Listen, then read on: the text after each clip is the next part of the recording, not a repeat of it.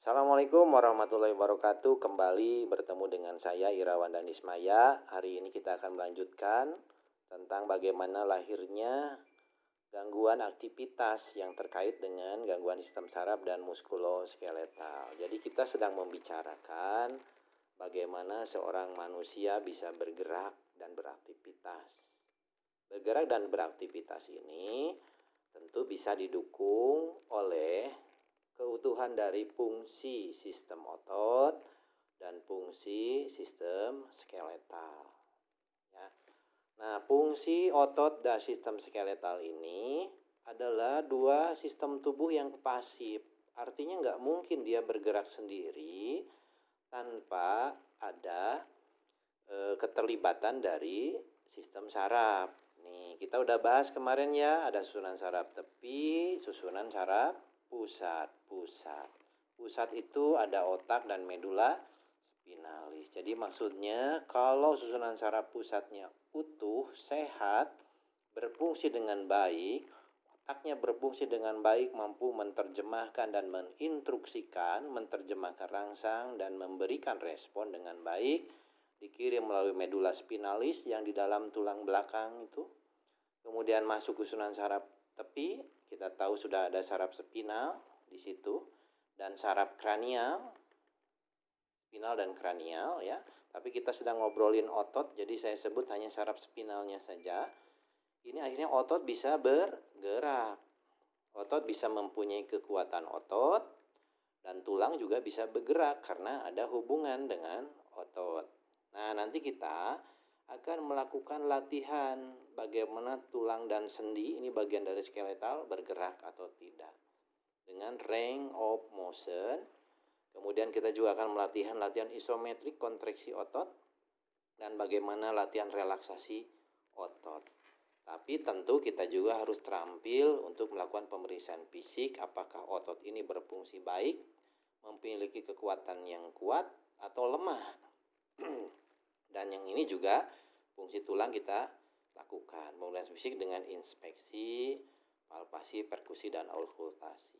Nah, ini fungsi inilah yang kita akan menjadi bahan hasil pemeriksaan ini dengan nursing care plan.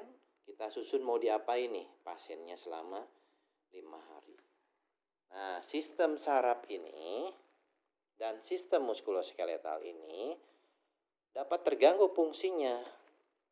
Andai otaknya cedera, andai otaknya infeksi, andai medula spinalisnya cedera, andai ada tumor otak, tumor medula spinalis, andai ada penyakit degeneratif karena penuaan. Ya. Nah, itu juga bisa terkena pada susunan saraf tepi. Di sini banyak sekali nama-nama penyakitnya. Tapi sebagai seorang perawat, kita abaikan. Terserah penyakitnya mau apapun. Ya, kalau infeksi, yang ngobati infeksinya dokter, tapi dampak infeksi terhadap pergerakan, tugas perawat. Bagaimana kita harus melakukan latihan untuk menguatkan kekuatan otot pasien. Sama di muskuloskeletal, juga bisa cedera, bisa fraktur, dislokasi, subluksasi. Dia akhirnya terganggu geraknya. Ya, untuk membetulkan, dibedah dan sebagainya silahkan oleh profesi lain yaitu dokter. Nah, kita bagaimana merawat pasien yang melalui masa penyembuhan tulang. Bagaimana mengatur supaya aktivitas dan dietnya sesuai mempercepat pertumbuhan tulang.